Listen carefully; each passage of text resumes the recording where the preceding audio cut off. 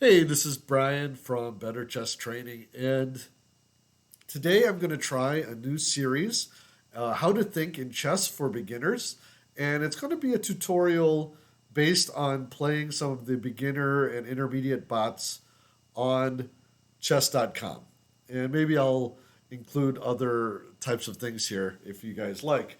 But the idea here is I'm going to gear my commentary and instruction for people who are new to the game or maybe have just learned the rules but don't know too much about strategy and tactics yet.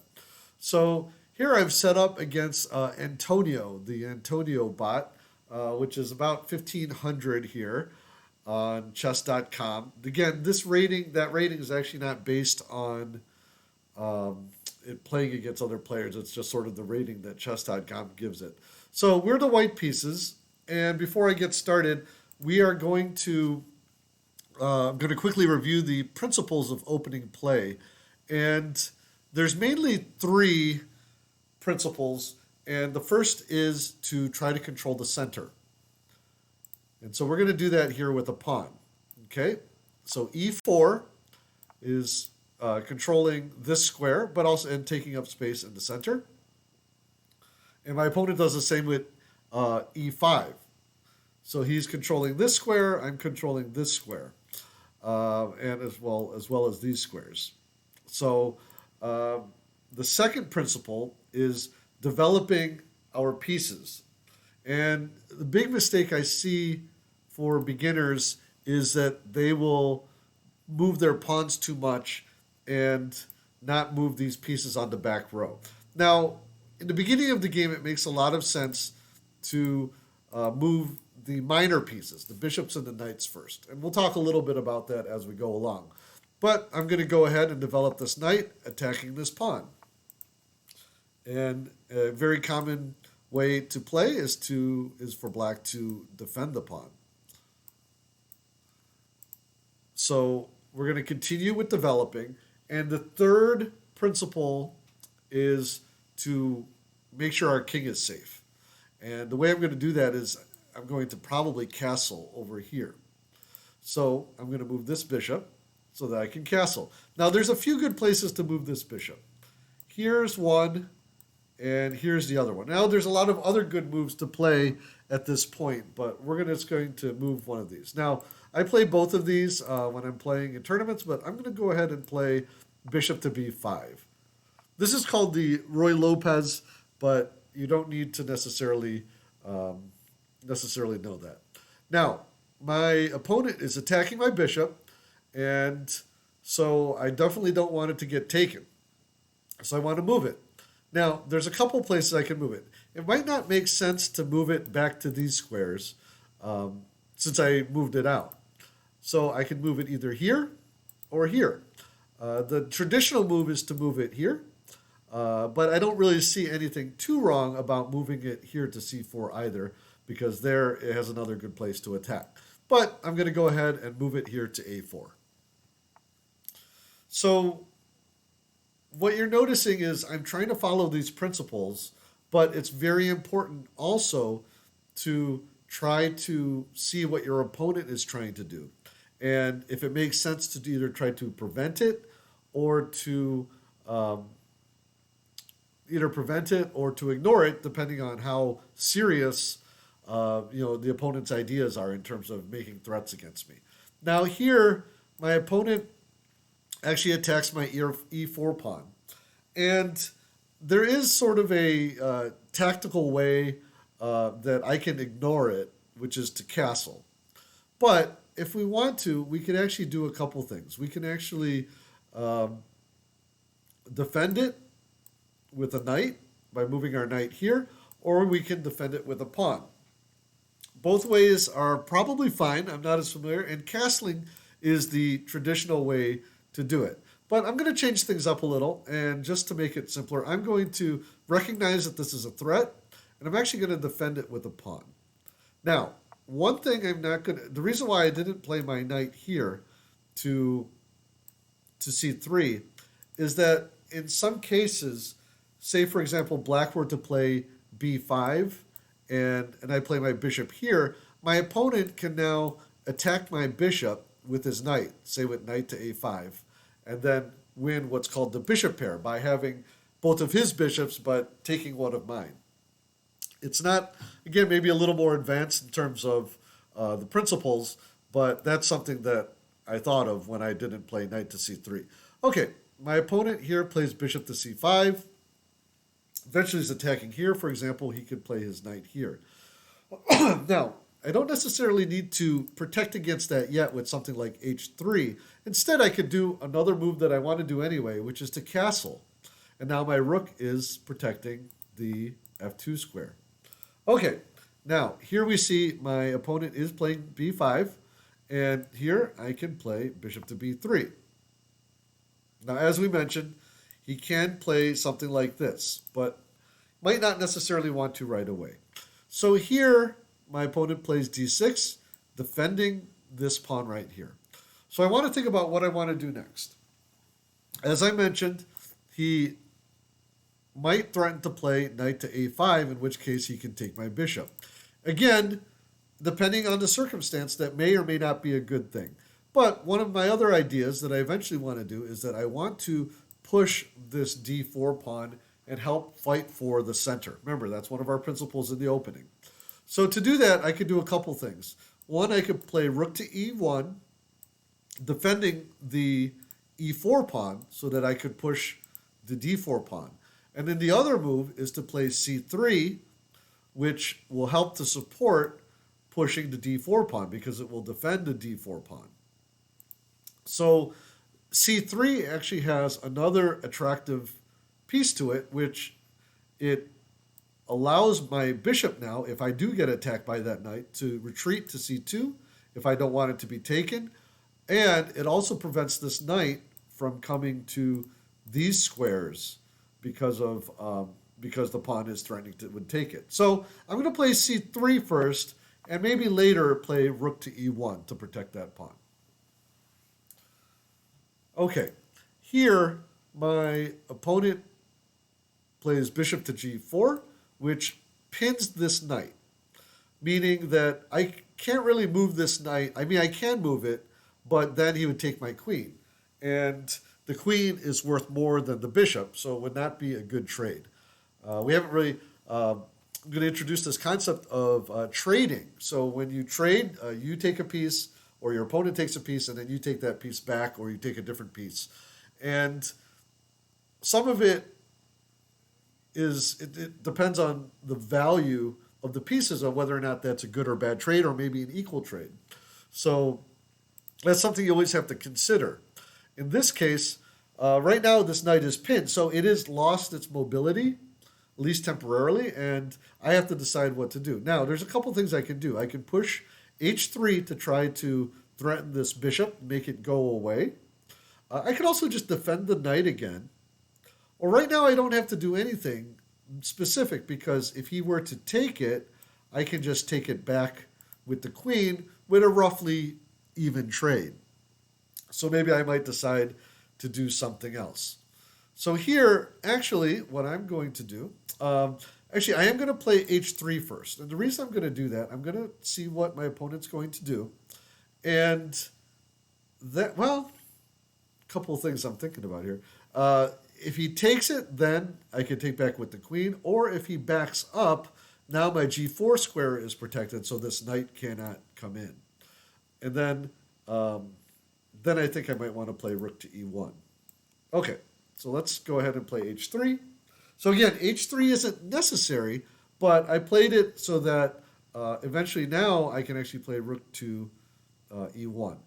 There's a little danger that I'm seeing here, in that my opponent could try to do something like this, knight to h5, and then attack me here, because this pawn is pinned, so this pawn can't take here. So I have to consider how much of a threat that is. So with that in mind, let me think about what I'd like to do next. I still need to develop a few pieces. Need to develop this knight and this bishop. Now, I can also try to do some type of pin here. And then again, my opponent would have the same options. The only thing is, I don't think it really does anything right now, because You have to be careful when you pin this knight. This bishop or this king is not castled yet. So this king doesn't have to necessarily go this way. The reason I say that is, or that I mention this, is that if I were to take here on f6, for example, you could actually take back with the g pawn and then open up this file, the g file, to attack my king. And that's something that I might not want to happen. The other idea is to play bishop to e3, now challenging this bishop.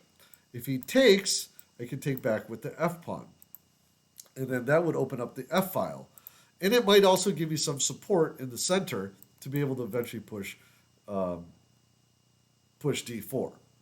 And then the final option here, or the other thing I'm thinking of, is playing bishop to, or knight to d2 with the idea that that is protecting here. And also, a lot of times in these types of openings, we do maneuvers so that the knight will eventually get to this g3 square where it can attack on black's king side. Now, it's a lot of choices, but what I'm actually going to do here is play. So what I have to consider, I am considering rook to e1. So what I need to think about is, what if he does this knight to h4 with this idea of attacking here? Well, in this case, doesn't seem to be that big of a deal because my rook is no longer being attacked. It's actually here on e4. In the meantime, it also maybe gives me the opportunity to go ahead and push d4 right away, which would block this file, and this would no longer be pinned. So rook to e1 would definitely be an option. And then this bishop move I might want to wait on because I want to see how he reacts to maybe a move like rook to e1.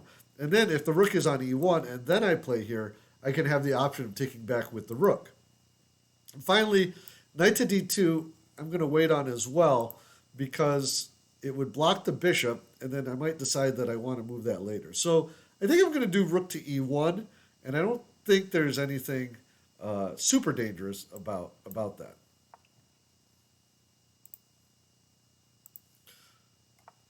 Okay, so my opponent castles, and now we can look at deciding what to do. Again, d4 is one option, but I also have some of the other options I mentioned. I can play e3 here and see what would happen there.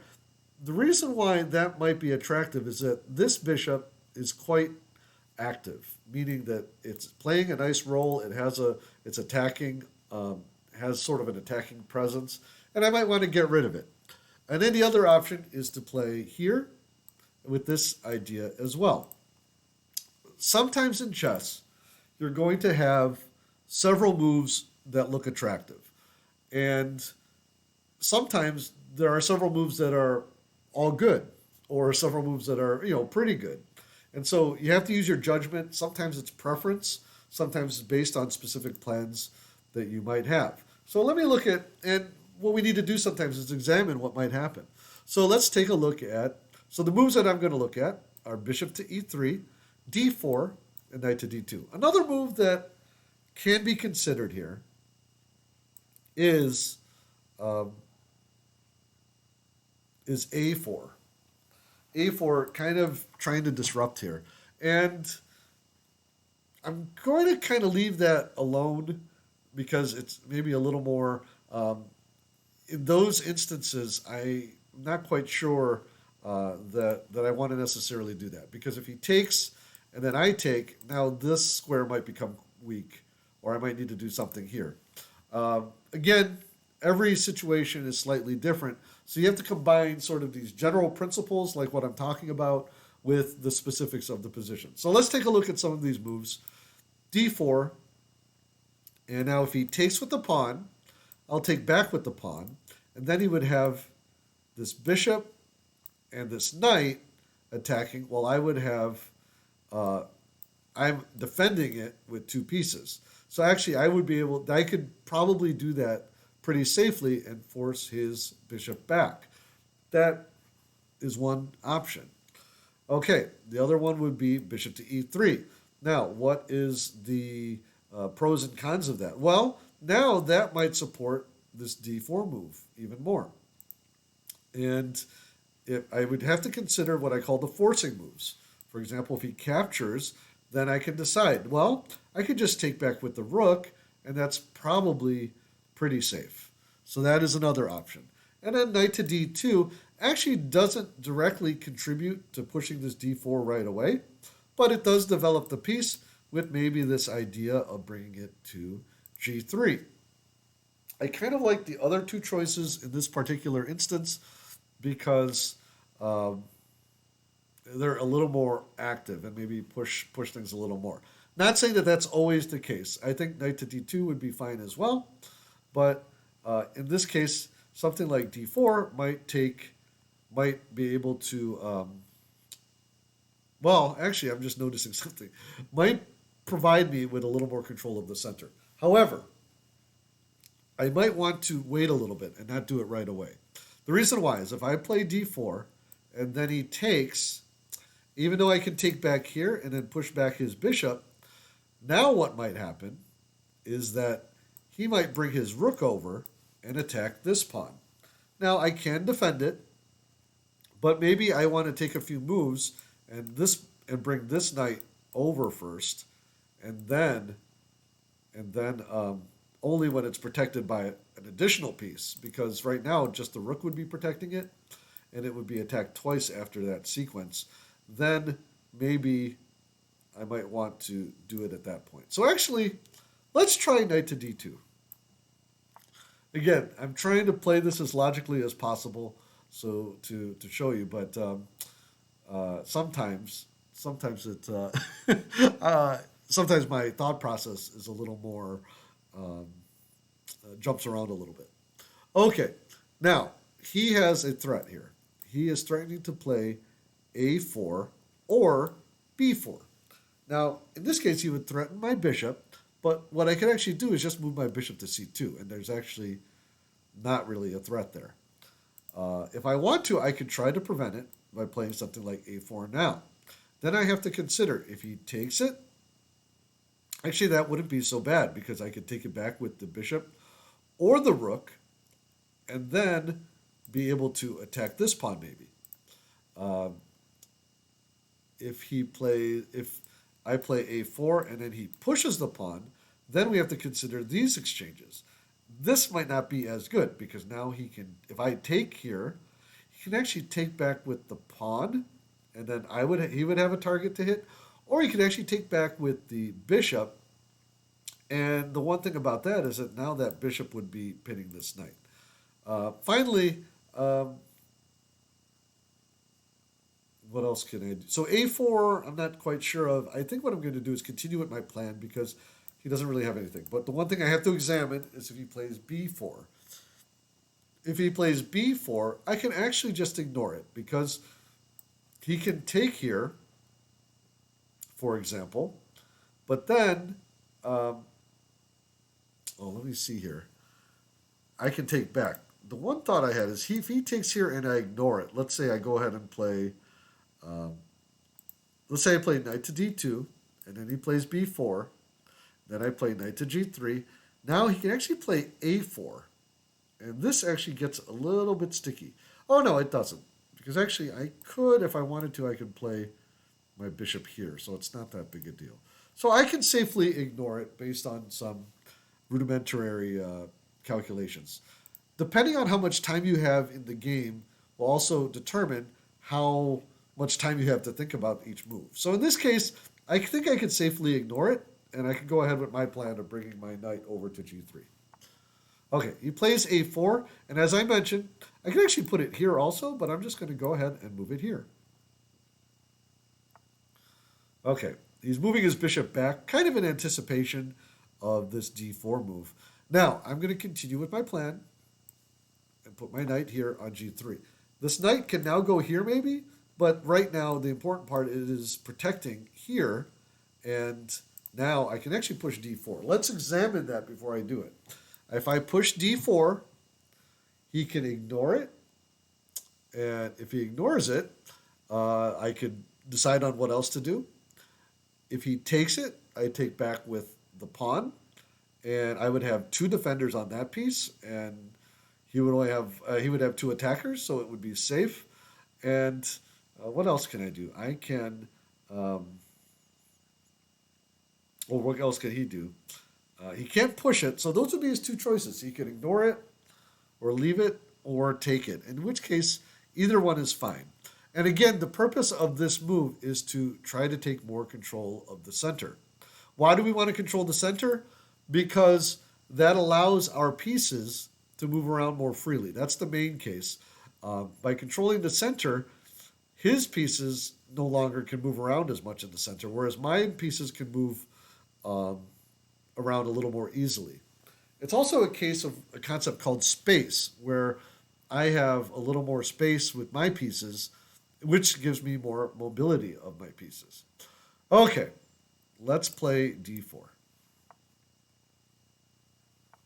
Okay, now my opponent's ignoring it, and he actually played queen to c8.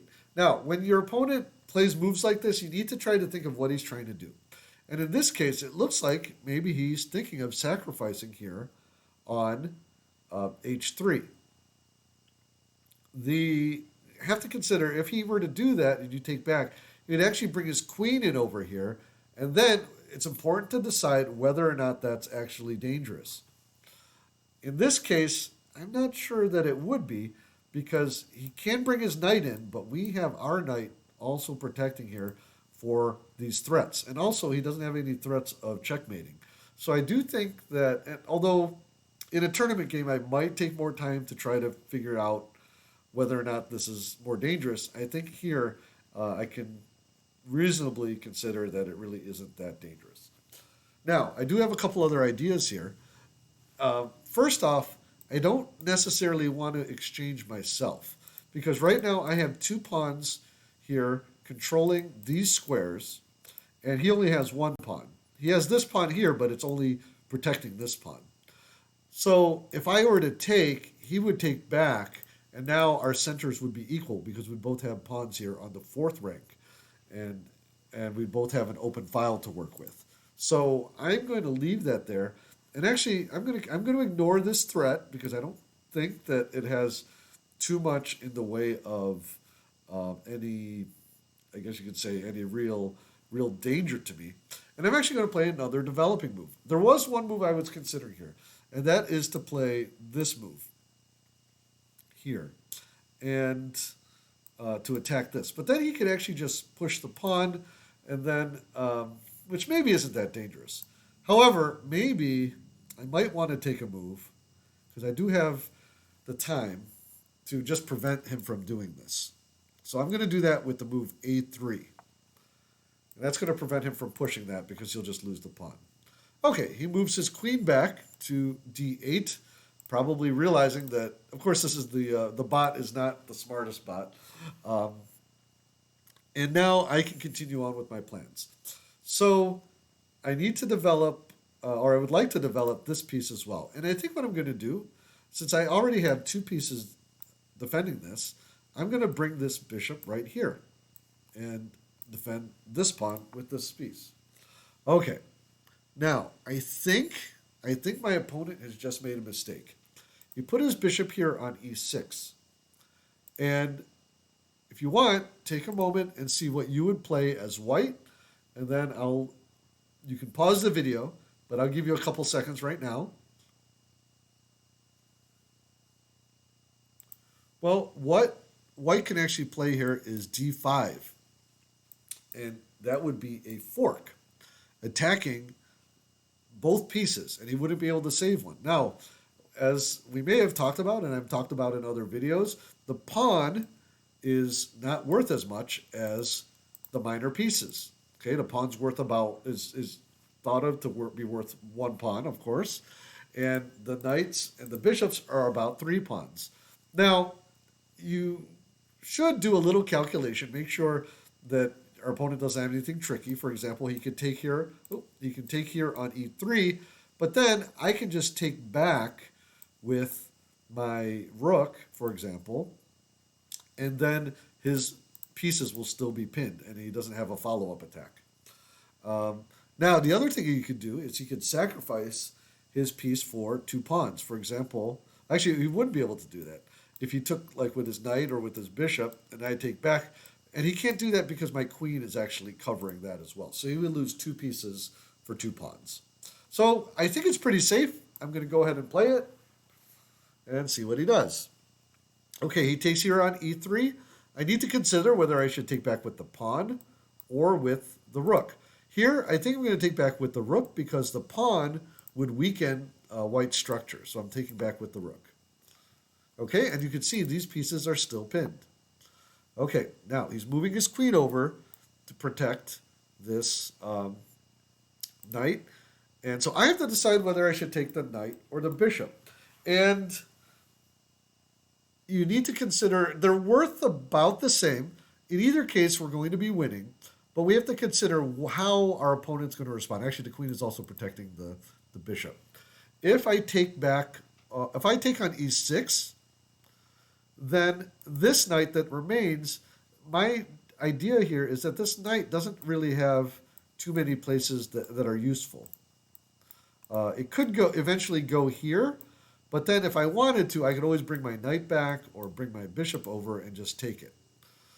If I take the knight, this bishop maybe can be more active. It's about the same, almost, but I'm going to actually take the bishop, and hopefully the fact that he won't have that bishop means that my bishop is going to be that much more stronger because it doesn't have a bishop to oppose it. Okay, so I'm going to take here. Okay, now he does open up this F file, so I have to be careful, and he does have some nice, now he's starting to develop a little nice central control. I probably should have thought about that a little bit, but I still think that overall we're doing quite well. Okay, so now what is the next?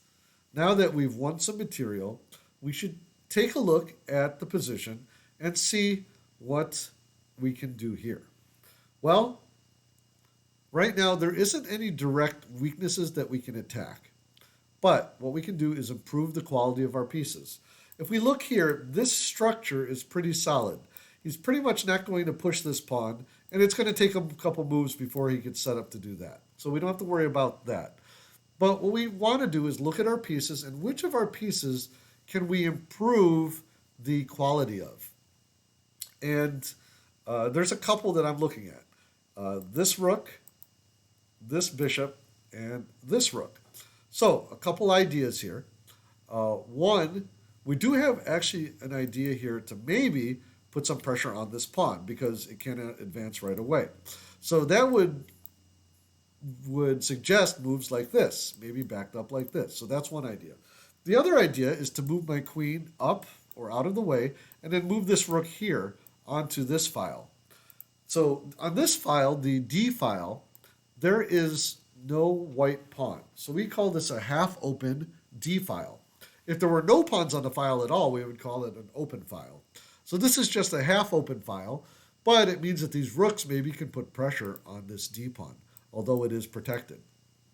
I kind of like the idea of actually putting pressure here. Although he can defend, it's going to take him a couple moves to do so, and I can improve my pieces while he's doing that. So I'm going to go ahead and I'm going to play bishop to d3. Okay, again, he does defend it. And now I'm going to add pressure by moving my queen. Now, I can move my queen here, but I was actually thinking maybe moving it to f1, and then I can rearrange my rooks, maybe, and put a little more pressure that way. And also give my bishop a place to back up to. All right, let's try that. I'm going to move queen to f1. And here, he moves his knight out of the way. And now he can defend it with, now he's defending it with his queen. Okay, so that sort of kind of moved him around a little bit. But what I want to do now is improve my other pieces. Again, I do have to be aware of my opponent's ideas. Right now, he doesn't really have many. This is the only thing that I can think of that he's trying to do. And admittedly, right now, I cannot directly take it. The problem is he can't play it right away because I can take, for example, I can take this pawn. So I can take some time here because he doesn't have super active ideas. Okay, I'm going to go ahead and play this rook here, putting it on this half-open file. Okay, So now my opponent is trying to develop some counterplay with either this move or this move. So I have to consider whether or not I need to do anything about it. And what you need to do sometimes is just imagine that he has another turn. So let's say he plays this. Well, I can take it with a pawn, and then he can take it with a pawn. And then I have the choice of ignoring it, or I could ignore it now and then see what he's going to do. In this particular case, um, in this case, it looks like it would be an even trade. The only thing he would do is have a little more active activity here. What I'm going to do right now is I'm actually going to move my bishop back out of the way because my bishop is no longer really making much of a threat here. So I'm actually going to back it up, get it out of the way, and so that my rooks can actually, because see now he by pushing this pawn up, this pawn is now weak. So I'm going to back my bishop up and attack this pawn. Okay, he's defending it, and that gives me time. Now, you have to note, he does have some pressure coming on here, so I cannot move this rook right away. Well, I guess I could, because I would have, well, I might want to take a move here to think about this. Okay, I'm going to actually move my queen here to e2 to protect this, so then I can move my rook over. Of course, he defends it by blocking off here. So he's actually, the bot is actually playing pretty well. And I do have to be careful here. I'm going to, what I should have done, maybe, was played my queen here so that my rook can back up. Now I have to take some time to do it. This is actually a good lesson. Sometimes we make moves and we make mistakes. But while the game is still going on, we still have a chance to rectify things. And we have to admit our mistakes sometimes. So here, I'm going to go ahead and back this queen up. And now I'm going to move my rook over to put pressure on this pawn. Now here, the queen he's also now putting some pressure on. But I can ignore it because I've got many pieces that are defending. So I'm going to go ahead and do that. And here, it looks like these two are defended, but there's actually a tactical opportunity I think I have. I can actually take here on e5. If he takes back, the only piece defending it is his pawn. If he takes back, I can now take his rook. But I do have to see he does have two defenders on this rook. So it doesn't quite work out yet. But that was the idea. I noticed it, but then I noticed it doesn't quite work. So this position is a little bit tricky because my opponent has kind of allowed himself to... my opponent is kind of blocking up the position. So even though I have an extra piece, it's a little tricky. At some point, I might need to give back some material in order to make this work. But we can look here. So a couple ideas here. One is to try to improve the position of my knight. Another one is to try to trade pieces. And a piece to trade here would be, for example, the queen. That does take away some attacking opportunities, but it also might help to free up the game a little. One idea I have is maybe I can get one of my knights over here and give it a little more scope there. So, let's see here. What can we do? We can, well, I can go ahead and let's start this journey here with this knight to try to improve my knight's position.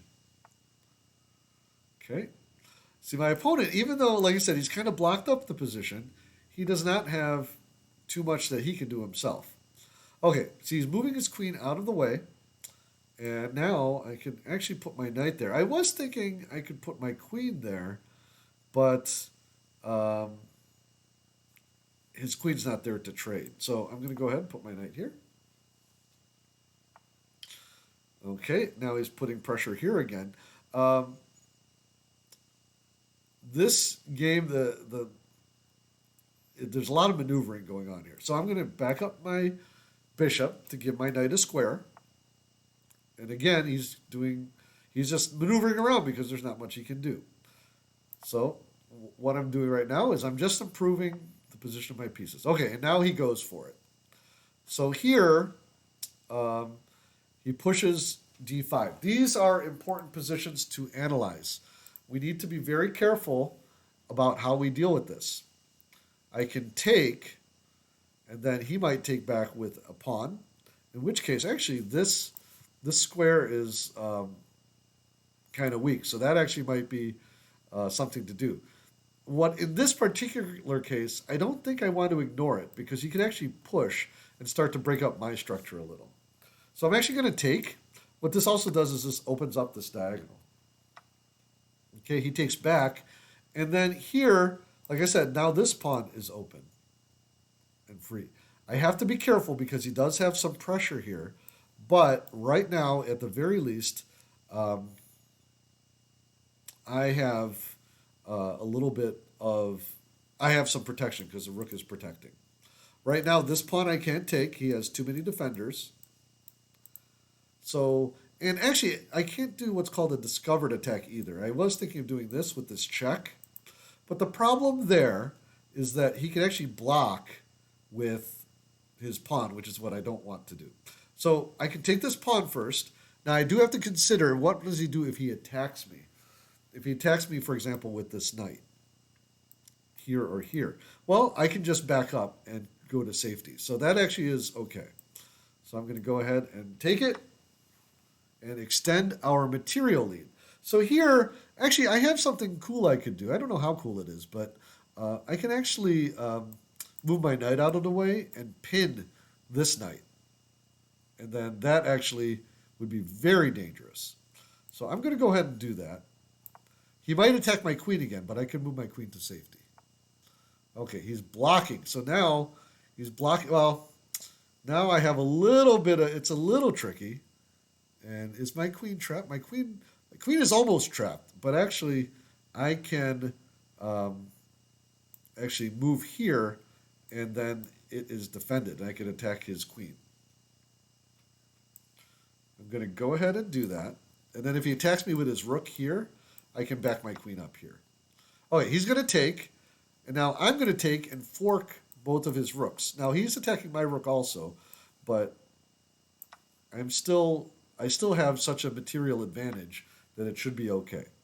Okay, he takes here, and I'm actually going to take here with my rook because these two are still pinned or forked. And now I'm going to take his rook. Oh, no, I made a mistake. He is checking and forking my pieces here. But that's okay. So what I should have considered before is maybe just taking here first. But now I'm actually going to lose this bishop, but he's actually trading it for this rook, which is actually okay. So I'm still up a piece. Okay.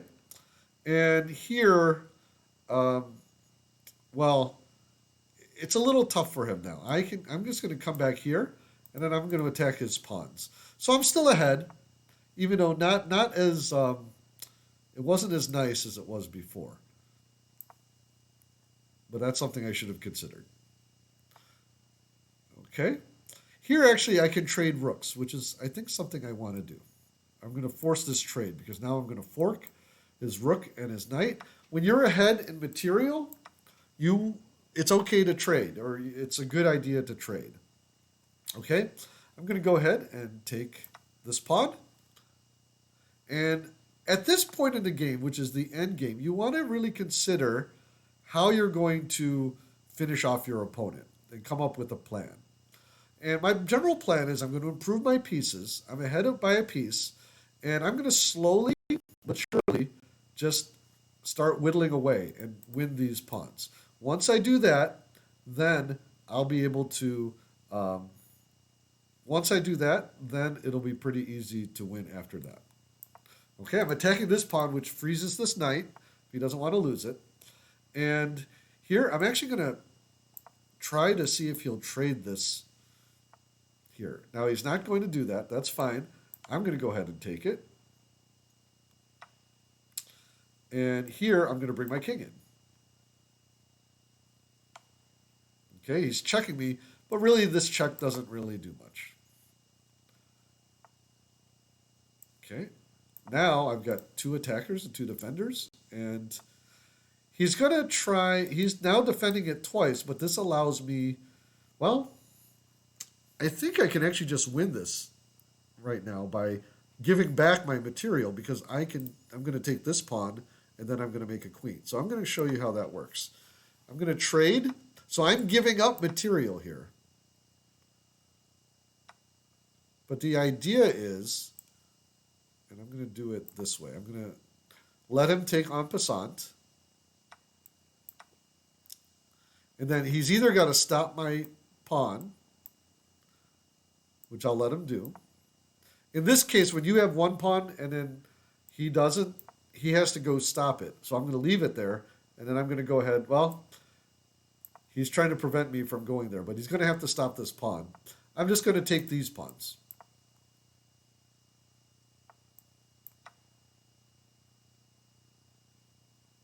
Remember, in the endgame, if you can take all of his pieces, and this is sort of beginner advice, and then have pawns to be able to promote, then that's what you want to do. So here I'm just improving the position of my king as opposed to his king before I start to push my pawns.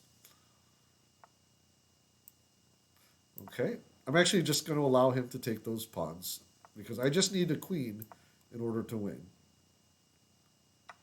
Actually, what I'm going to do, I'm just going to protect that pawn just to make sure. Okay? And now, at this point, the main advice is be careful not to stalemate your opponent. And here, I'm going to use a method where I stay a knight's distance away and slowly trap him on one of the sides of the board.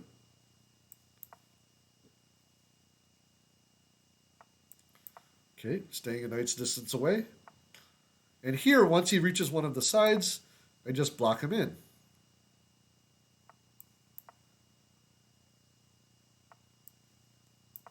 Okay. And that is it.